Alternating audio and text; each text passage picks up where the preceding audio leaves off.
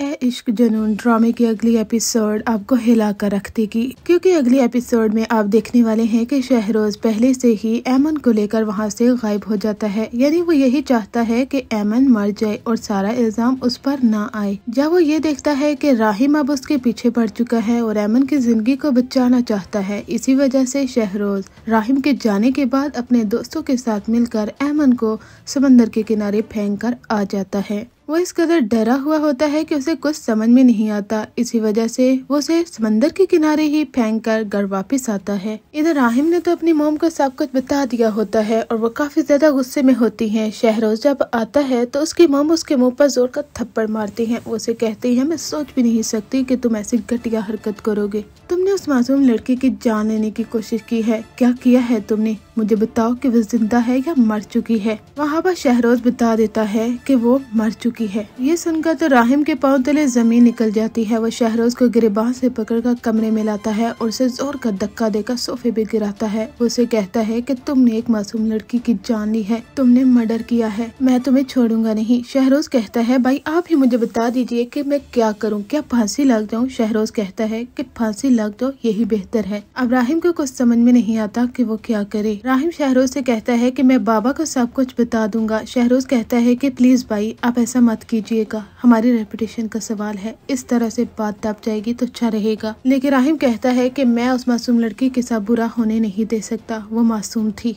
अब ड्रामे का ये बहुत बड़ा टर्निंग पॉइंट होगा कि ऐमन जिंदा होती है, क्योंकि वहाँ पर समंदर के किनारे जहाँ पर शहरोज लाश को फेंक कर आया है, ये समझ कर के वो एक लाश है, हालांकि ऐमन जिंदा होती है। जो शख्स वहाँ पर वाक के लिए आया होता है वो पुलिस को इन्फॉर्म करता है। यहाँ तक एम्बुलेंस भी आ जाती है और ऐमन को लेकर हॉस्पिटल मुंतकिल कर दिया जाता है, जब उन्हें ये मालूम होता है कि इस लड़की की सांसें चल रही हैं। अब ये पूरा पुलिस केस बन जाता है और इन्वेस्टिगेशन में हर किसी की जरूरत पड़ने वाली है। इधर राहिम घर वापस आता है और अपने बाबा से कहता है कि बाबा अब यहाँ पर हो सकता है कि शहरोज ने अपना जाल पहले से बिछा दिया हो, जैसा कि वो वीडियो तो आपने देखी ही होगी जहाँ पर राहिम जब ऐमन की जान बचाता है पूल में कूदकर, तो वहाँ पर वो गलती से उसके कंधे पर हाथ रख देता है और उन्हीं वीडियोस को यूज करते हुए शहरोज सच्चा साबित होने की कोशिश करेगा। अपने बाबा को सारी वीडियोस दिखा देता है। उसके बाबा को यही लगता है कि कल्प्रिट सिर्फ और सिर्फ राहिम है। राहिम जब अपने बाबा को कहता है कि मैं आपको सब कुछ बताना चाहता था कि शहरोज ने क्या हरकत की है, उसके बाबा कहेंगे कि जो कुछ किया है वो तुमने किया है। अब यहाँ पर राहिम काफी ज्यादा